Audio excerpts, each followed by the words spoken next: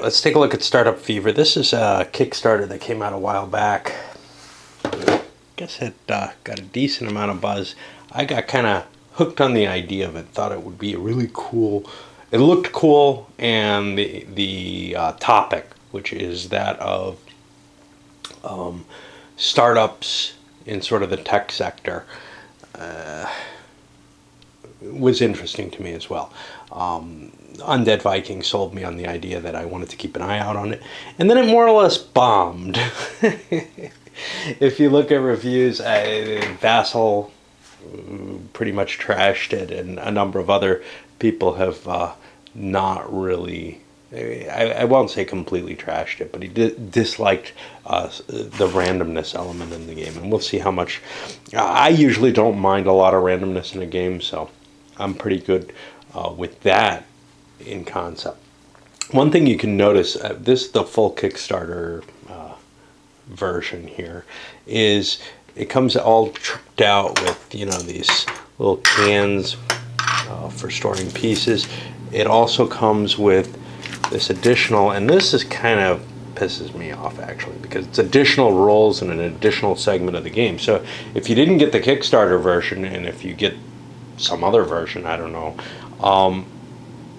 presumably you don't get the whole game. Like, there's an expansion that comes in it, and well, there's one of two things. Either that expansion doesn't add significantly to the game, in which case, well, if people want to throw the expansion out, usually, then you got no value for kickstarting it. On the other than these nice little tins and such, not assuming they're part of the Kickstarter as opposed to the normal. Otherwise, if it does add something, people who didn't get the Kickstarter aren't getting a complete game, and that kind of blows too, to tell you the truth. All right, components are high quality. Let's take a look at the rules and what we've got here. So, let's look at some of the components. The base of the board, each player is going to have a number of these different product lines to their corporation, and everybody's going to be competing in the same product lines. Now, there's 4 markers, and if you're playing in 2 or 3 players, you play with all the markers. If you're playing in 4 players, you each play with 3. If you're in 5 or 6 players, you each play with 2. And I'm probably going to play this in 6. So we're only going to have 2 of these. They have to match because you compete directly with other people in your same line. So what would I get rid of? I'll probably keep social, networking, and e-commerce. Just because those seem the most tech to me, at least interwebs tech.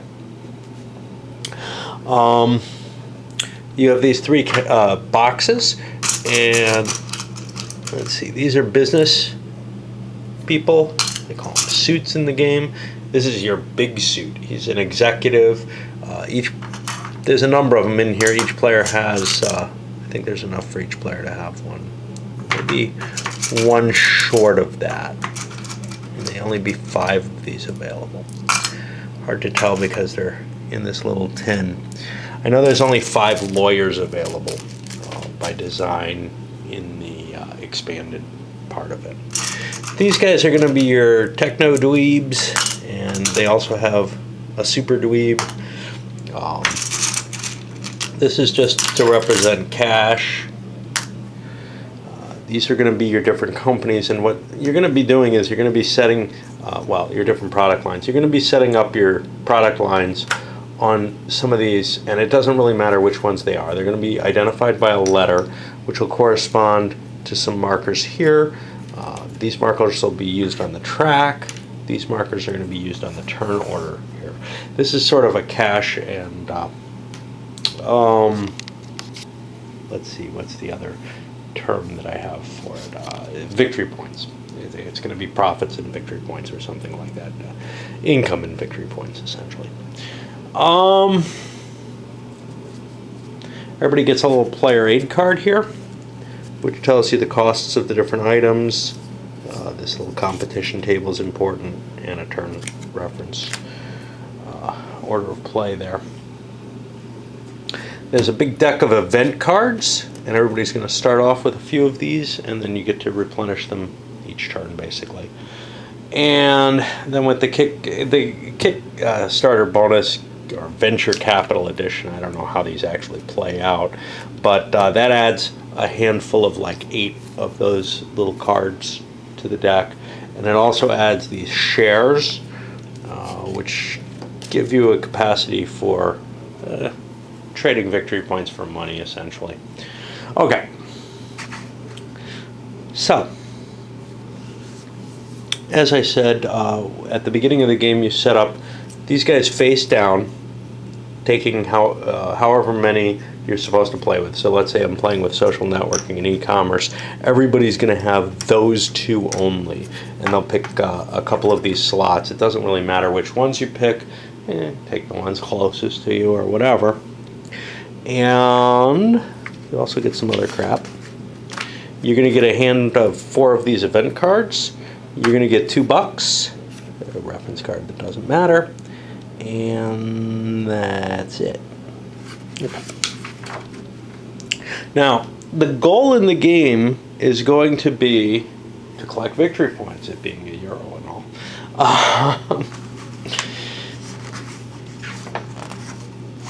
Victory points are primarily going to be found in this small number by the track for the number of users you have for each of your different product lines. Okay, so the actual play of the turn is going to start off with new user adoption, and you roll a die to see how many users you get, and that's going to take your little marker here, which starts out on the unlaunched version up here, and you just move forward that many spaces. But there's some modifiers to it. Each nerd that you have on the product is going to give you an extra space, and if you have a big nerd anywhere in your company, and you can only have one of each of the big guys, you get an extra 2 spaces on any user adoption. If you happen to reach launch, you can be flipped over and revealed at that point. It's also possible that someone might reveal it otherwise or see it otherwise. Once you have launched, let's see, the user marker can't go beyond the last field in the user track. Yeah, you just can't go beyond there, that's all they're saying.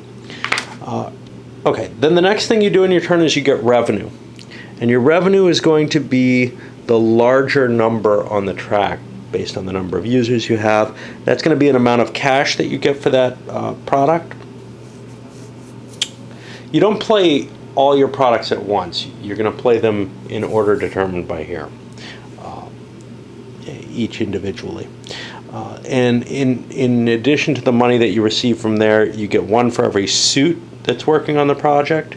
And then again, if you have the executive suit somewhere in your corporation, you get an extra $2 for each of your products in that case. And you just grab the money from the bank. Now, these are all limited resources. Your workers are going to be an important limited resource from what I understand in the game, which is to say that other people are going to be trying to hire your workers away. But perhaps more odd is that cash is also a limited resource in this game. If there's no cash and you're owed some, too bad. Which might make player the product order somewhat important. Okay, then you're allowed to do a managing of employees. And here you can hire employees if there are some available back here. You're only allowed to hire 2 employees for your product. And the level 1 cubes cost $1 each. And the bigger guys cost 6 each. And you're allowed 1 of each throughout your entire corporation. Now, whenever you place one of these suckers, when you just bought them, you're putting them here in the for space. This is the vesting track. Basically, the idea is the longer an employee's involved in your corporation, well, this is supposedly based only on stock options, but I'd argue it has other implications as well, or other root causes as well. As your employee works longer and longer, he becomes more and more vested in his stock options, which is to say that he has actually capitalized them. If he leaves early, he doesn't get as much of his cash. So theoretically, it costs you. It costs him less to switch jobs, so he's going to demand less money based on that. And we'll see that with poaching employees. And indeed, that's the other thing you can do. For each target on the board, each target product on the board, you can poach up to 2 of their employees. When you do this, you can make an offer. The minimum offer you make is how much it would cost to hire the guy outright, plus the level of vesting he's got on that track. And you can offer more than that. When you make your offer, the opponent, the person you're trying to steal them from, can immediately make a counteroffer. And that counteroffer, if it's higher than your offer, will automatically be accepted by the employee, and the employee moves back on the vesting track the number of money tokens that are paid, no further than 4. Basically, you're offering them more stock options, whatever. I would say also, just being in a company, even if there is no startup situation and stock options involved, just being in a company, you tire of that company. And they have this tendency not to raise your wages. You begin to feel less and less wanted. So this actually, I think, represents something even deeper than just the stock options in many cases. Because not everybody's just interested in cash, but quite often companies are unwilling to give you a significant raise. But if you go away for a year and come back looking for a job after working somewhere else, they again will pay market value for you, where they wouldn't do that if you're just working for them. You can also at any time during this manage employees, you can move as many of your employees back down the vesting mark, and it just costs you $1 per space that you're moving them. Okay. And then you have this user loss part. And this is not... Okay, so the way this is going to be done is that you can hit launched users with more than, launched products with more than 100 users. And you can roll a die, and you can split penalty points across launch products of the player's choice, but no more than 2 per product. And they can go back 1 field per point, but they can never go below the 100 users. So if they come up here and launch, or if they're launched and revealed early perhaps, you can back them up as far as here, reducing their victory point worth as well as their money worth. Okay, and then after all products have had a turn, you have to see how they compare, and there's going to be a competition for users among launched products that are in the same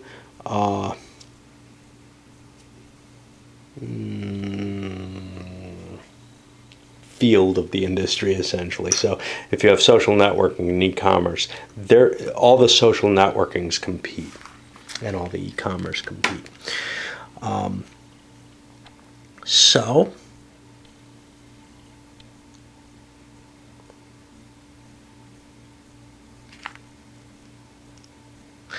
what you do is you add the product strength based on the number of nerds, big nerds, and any marketing money that's been committed to those products. Marketing money will be thrown over here. How does that get there? Well, we'll see in a moment. And then you add a die roll to that amount. And all the products will be ranked based on product strength.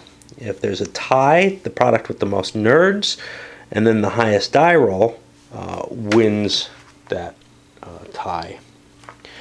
And then you're going to move the user marker on this track based on the chart here. So if you're competing with 6 other products and you come in first, you'll get 12 spaces on the track, whereas if you come in 5th, you'll lose 5 spaces, i.e. Facebook ends up killing MySpace.